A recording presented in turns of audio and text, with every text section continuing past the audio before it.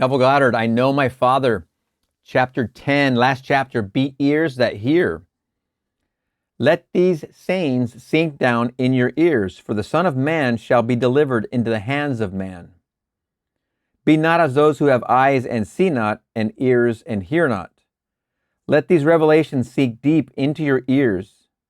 For after the Son is made manifest, man with his false values will attempt to explain the why and wherefore of the Son's expression, and in so doing will rend him to pieces. After men have agreed that a certain thing is possible to do, let someone accomplish the impossible thing, and all, including the wise ones who said it could not be done, will begin to tell you why it happened. After they are all through tearing the seamless robe, which is the cause of manifestation, after they are all through tearing the seamless robe apart, they will be as far from the truth as they were when they proclaimed it impossible. As long as man looks for the cause of expression in places other than the expressor, he looks in vain. For thousands of years, man has been told, I am the life and light of the world. No manifestation cometh unto me save I draw it. But man will not believe it. He prefers to believe in causes outside of himself.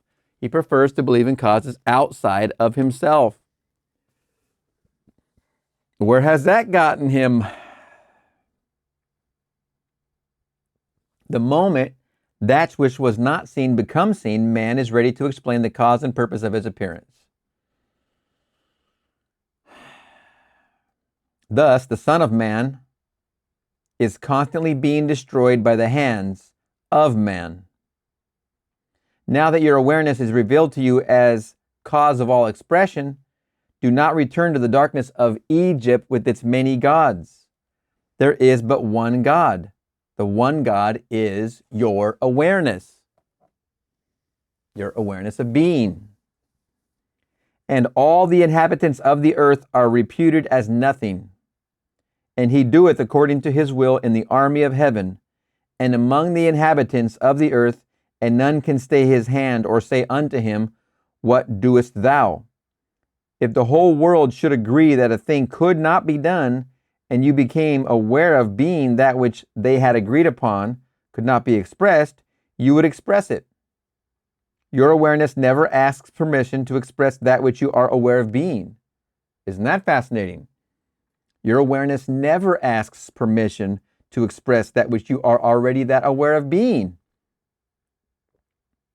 It does so naturally and without effort, in spite of the wisdom of man and the opposition of the armies of both heaven and earth. Salute no man, by the way. It is not a command to be insolent or unfriendly, but a reminder not to recognize a superior, nor to see in anyone a barrier to your expression. For none can stay your hand or question your ability to express that which you are conscious of being. Do not judge after the appearances of a thing, for all are as nothing in the eyes of God. When the disciples, through their judgment of appearances, saw the insane child, they thought it a more difficult problem to solve than others they had seen, and so failed to achieve a cure. In judging after appearances, they forgot that all things were possible to God. Hypnotized as they were to the reality of appearances, they could not feel the naturalness of sanity.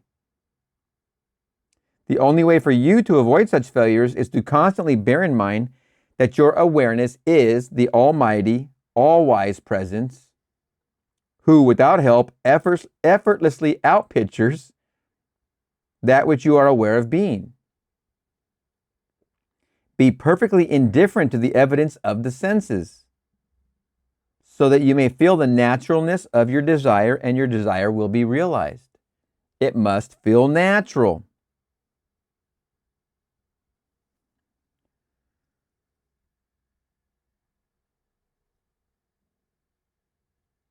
Your desire is the solution of your problem. As the desire, turn from appearances and feel the naturalness of perfect sanity, and sanity will embody itself.